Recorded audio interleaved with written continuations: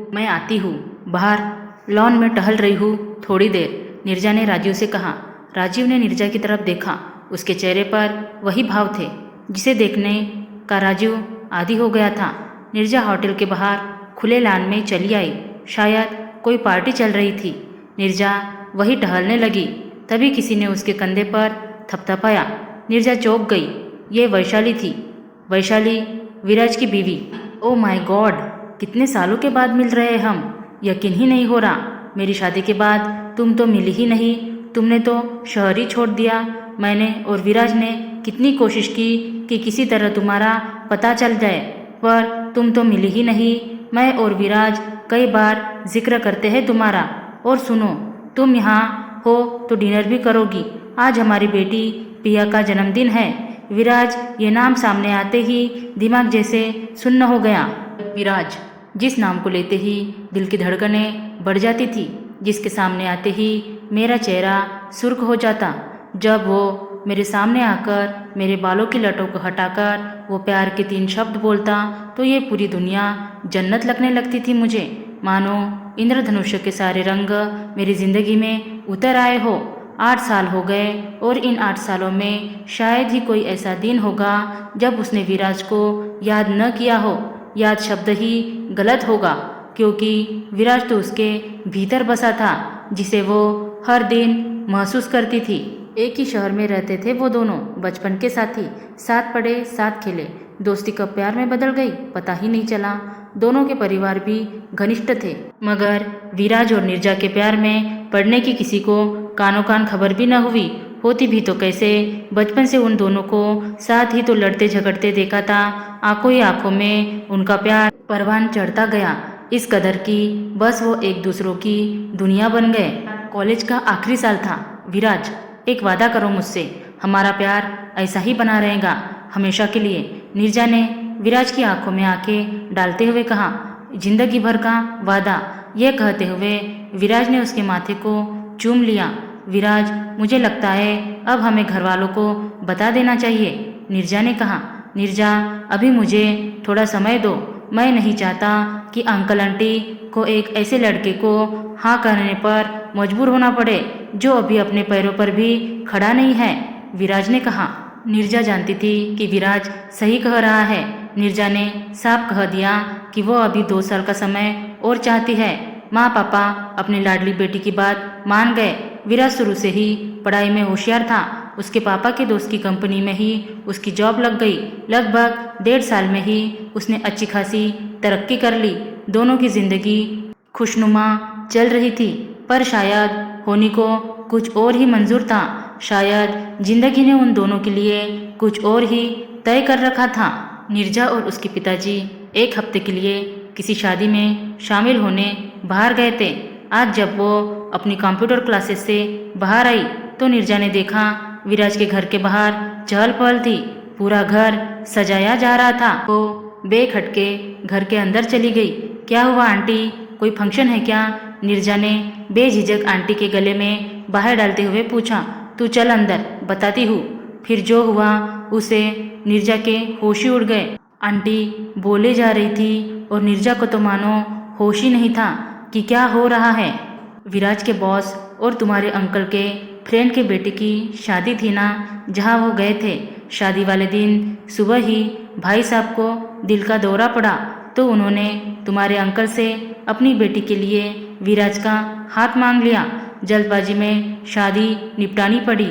आज ही विराज, उसकी दुल्हन और अंकल शाम तक पहुंच जाएंगे। अच्छा हुआ तू आ गई। कितनी तैयारी करनी है? तू सुन, उस टोकरी में फूल रखे हैं, तू जाकर विराट का कमरा सजा दे। मुझे भी किचन में बहुत काम है। सोचा नहीं था कि बेटी की शादी ऐसे होगी, पर बहू आई है तो कुछ जिम्मेदारी तो होगी ना, आंटी ने कहा। वो तो बस सोच रही थी कि कोई उसे झकझोर दे या उसे नींद से जगा दे। जो वो सुन रही हो वो बस एक बुरा सपना हो, सिर्फ एक बुरा सपना। नीरजा, नीरजा कहाँ खोई है? बेटा जल्दी कर, आंटी ने कहा। वो विराज के कमरे में थी। कितने अरमान थे उसके कि इस कमरे को ऐसा सजाएंगी, वैसे सजाएंगी, पर उसने सपने में भी नहीं सोचा था कि ये कमरा उसे इस तरह सजाना होगा। थोड़ी ही देर हुई कि आंटी की आवाज़ आई। वो नीरजा को बुला रही थी। अरे बहू आ गई है, जा मंदिर से थाल लेकर आ जा, और हाँ वही चावल का कलश भी पड़ा है, वो भी ले आ। यह कहकर आंटी बाहर की तरफ चल दी। नीरजा हाथ में थाली लिए खड़ी थी। उसके सामने उसके अरमानों की चिता जल रही थी। उसकी दुनिया लुट चुकी थी। सामने विराज खड़ा था। उसकी नज़र उससे मिलते ही विराज की नज़रें झुक गई। नई बहू का स्वागत बहुत गर्मजोशी से किया गया। नीरजा सुन, वैशाली को ऊपर विराज के कमरे में छोड़ा। इतना लंबा सफ़र से आई है, थक गई होंगी। मैं कुछ खाने को ऊपर ही भेजती हूँ, आंटी ने कहा। वैशाली लाल साड़ी में सजी वैशाली को देखकर उसका मन अंदर तक हिल गया। उसका विराज, उसका प्यार आज किसी और का हो गया था। थोड़ा पानी मिलेगा? वैशाली ने थोड़ा मुस्कुराते हुए कहा। हाँ, नीरजा ने उसे पास में रखी बोतल पकड़ा दी। सब कुछ बड़ा अजीब सा लग रहा था। इतना जल्दी सब कुछ हो गया, मैं समझ ही नहीं पाई, वैशाली ने उसे कहा। हाँ, समझ तो मैं भी नहीं पाई, नीरजा ने बुदबुदाते हुए कहा। कुछ कहा तुमने? वैशाली ने कहा। हाँ, विराज आ गया, मैं चलती हूँ, देर हो रही है। उसने एक नज़र विराज पर डाली और घर लौट आई। आते ही वो बिस्तर पर निडाल होकर गिर गई, मानो उसके बदन में जान ही न हो। उसकी सिकसिकियाँ कोई सुन न पाए, इसलिए उसने तकिए में अपना सिर छुपा लिया। वो टूट गई थी, बिखर गई थी। किस्मत इस तरह उसकी ज़िंदगी उजाड़ देगी, उसने सोचा नहीं था। उसके अरमानों को रोन डाला था नियति के इस मजाक ने। आज विराज और वैशाली की शादी का रिसेप्शन था। आंटी सुबह सुबह आ गई थी। तू कहाँ है नीरजा? कितनी बार बुलाया तुझे, तू आती ही नहीं। तेरे बिना कुछ काम पूरे हुए हैं मेरे। वैशाली भी कितनी अकेली है, मुझसे कितना बात करेगी। तेरी हम उम्र है, तुझसे खुलेगी। इस लड़की के साथ भी तो अच्छा नहीं हुआ। एक लड़की के कितने अरमान होते हैं शादी को लेकर। तू आजा, आज शाम को उसे तू ही तैयार कर, और घर में भी कितना कुछ चल रहा है। अब मैं ही तुझे लेने आई हूँ, चल मेरे साथ। आंटी ने उसकी एक न सुनी और उसे ले गई। वो वैशाली के साथ विराट के कमरे में थी। तुम दोस्त थी ना विराज की, कुछ बताओगी उसके बारे में? वैशाली ने उससे पूछा जब वो उसे साड़ी पहनने में मदद कर रही थी। मम्मी ने बताया कि तुम बचपन के दोस्त हो, वैशाली ने कहा। दोस्त? हाँ, दोस्त ही तो है, बहुत गहरे दोस्त, उसने कहा। वैशाली उससे पूछ रही थी और वो न जाने किन ख्यालों में खोई थी। मैं ज़रा आती हूँ, वो ये कहकर कमरे से निकली। कमरे से निकलते ही विराज उसका हाथ पकड़कर दूसरे कमरे में ले गया। तुम कुछ कहो नीरजा, मैं हर दिन अंदर ही अंदर मर रहा हूँ, घुट रहा हूँ। जो हुआ मेरा बस नहीं चला नीरजा, मेरा बस नहीं चला। मैं क्या करूँ? मैं चाह कर भी बोल नहीं पाया नीरजा, बस मुझे माफ़ कर दो, सिर्फ यही बोल सकता हूँ। विराज की आंखों में आंसू थे। विराज होनी को कोई नहीं टाल सकता। आज मैं तुम्हें अपने उस वादे से मुक्त करती हूँ, पर एक वादा तुमसे और चाहती हूँ। बोलो, निभाओगे ये वादा? नम आंखों से नीरजा ने कहा। बोलो नीरजा, मैं तुम्हारा अपराधी हूँ, तुम जो कहोगी मान लूँगा, विराज ने उसका हाथ पकड़कर कहा। विराज, शायद हमारी किस्मत में मिलना नहीं लिखा था, पर आज मैं तुमसे ये वादा चाहती हूँ कि उसकी सज़ा तुम वैशाली को मत देना, उसे बहुत प्यार देना। हमारा अतीत उसका आज बर्बाद नहीं करे। नीरजा ने उसकी आंखों में देखते हुए कहा। इससे ज़्यादा वो कुछ और नहीं बोल पाई। ने अब तक उसकी कलाई पकड़ रखी थी। उसने अपना हाथ छुड़ाया और वहाँ से निकल गई। विराज की आंखों से बूंदें छलक पड़ी। बस वो दिन, उसके बाद वो विराज से कभी नहीं मिली। वो अपनी आगे की पढ़ाई के लिए अपनी बुआ के घर आ गई। उसकी बुआ के ननद का बेटा था राजीव। राजीव ने नीरजा को देखा और उसे नीरजा पसंद आ गई, और साल भर बाद राजीव और उसकी शादी हो गई। प्यार क्या होता है नीरजा ने महसूस किया, लेकिन जो प्यार अधूरा रह गया उसने उसे हर वक्त जिया। प्यार बाकी ही कहाँ रहा उसके अंदर। अपने हिस्से का सारा प्यार तो वो विराज से कर चुकी थी। वो उसकी रूह में जो बसा था, वही राजीव ने जब नीरजा को पहली बार देखा तो वो उसी वक्त अपना दिल उसे दे बैठा। राजीव अपनी पढ़ाई अमेरिका से ख़त्म करके आया था। शुरू से ही होनहार था। वो अपनी मेहनत के बल पर उसने बहुत कम उम्र में अपनी पहचान बना ली थी। जहाँ उसकी ज़िंदगी में आई पहली लड़की थी जिसे उसने चाहा। न जाने क्या था उन बड़ी बड़ी आँखों में जो उसे आकर्षित करता। कुछ था उन ठहरी हुई आँखों में जो उसके मन में बस गया। इतना अच्छा रिश्ता देखकर उसके मम्मी पापा ने भी देरी नहीं लगाई। वही विराज का परिवार भी दूसरे शहर में बस गया। राजीव नहीं जानता था कि नीरजा का कोई अतीत है, पर नीरजा ने उसे शादी से पहले सब बता दिया। सब जानकर भी राजीव को इस बात से कोई फर्क नहीं पड़ा, क्योंकि जब वो खुद नीरजा से प्यार करता है तो प्यार में पाए दर्द को समझ सकता है। शादी करके नीरजा अमेरिका आ गई। राजीव उसका बहुत ख्याल रखता। हर वो चीज़ जिसे नीरजा प्यार करती थी राजीव के लिए वो सबसे खास होती। राजीव ने उसे पूरा समय दिया, इतना प्यार दिया कि वो विराज को भूल जाए, पर शायद नीरजा अपने अंदर बसे विराज को निकाल ही नहीं पाई। राजीव जगह जगह उसे घुमाता, हर वो चीज़ करता जिससे नीरजा खुश हो, पर वो नीरजा की झूठी मुस्कान के आगे खुद को हारा हुआ महसूस करता। साल बीतते गए पर वो नीरजा पुरानी नीरजा नहीं रही।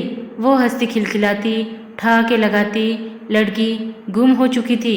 राजीव की भी सारी कोशिशें नाकाम हो गई। वो कहने को उसके साथ थी, मगर नीरजा का मन कभी राजीव के पास नहीं गया। राजीव भी कई बार निराश हो जाता, फिर भी उसने हार नहीं मानी। चलो इस बार हम छुट्टियों में सिंगापुर चलते हैं, बहुत समय हो गया हम बाहर नहीं गए। राजीव ने नीरजा की गाल थपथपाते हुए बोला। नीरजा ने उसी झूठी मुस्कुराहट के साथ उसे हाँ बोल दिया। आज होटल में राजीव के कुछ फ्रेंड्स उससे मिलने आए थे। राजीव जानता था कि नीरजा को अजनबियों से मिलना पसंद नहीं है।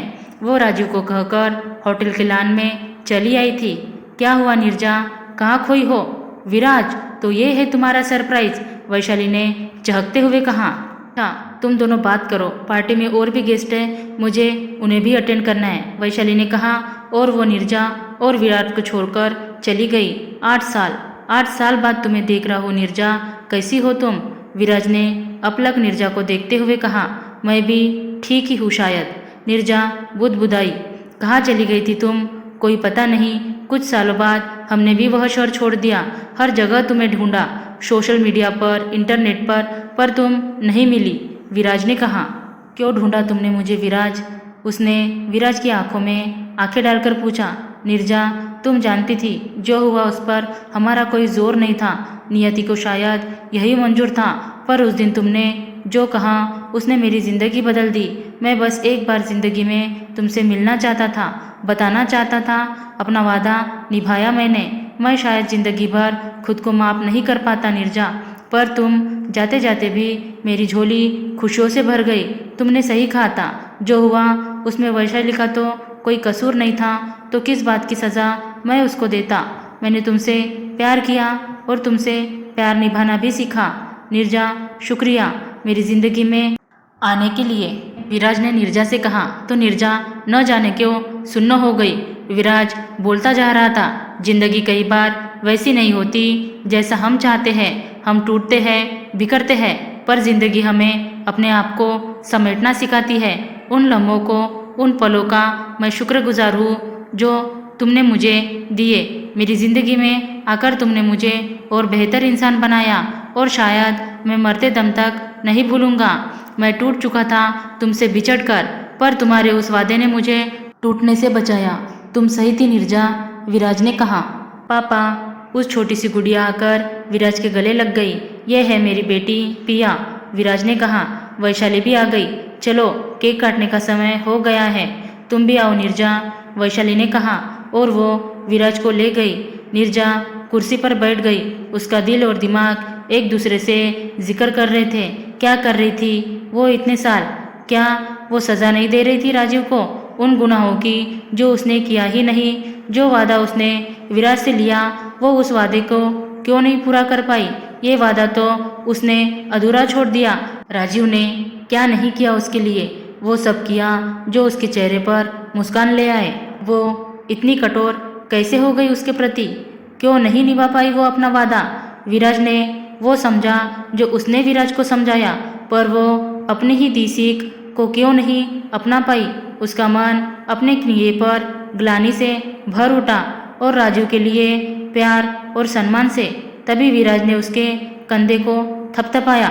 चलो नीरजा, पिया के केक काटने का समय हो गया है, तुम भी आओ, विराज ने कहा। नहीं विराज, मुझे जाना है, एक वादा अधूरा रह गया है, उसे निभाना बाकी है। और नीरजा चली गई राजीव के पास उसे अपना अधूरा वादा पूरा करने। धन्यवाद दोस्तों। Thanks for watching. Like, share, subscribe.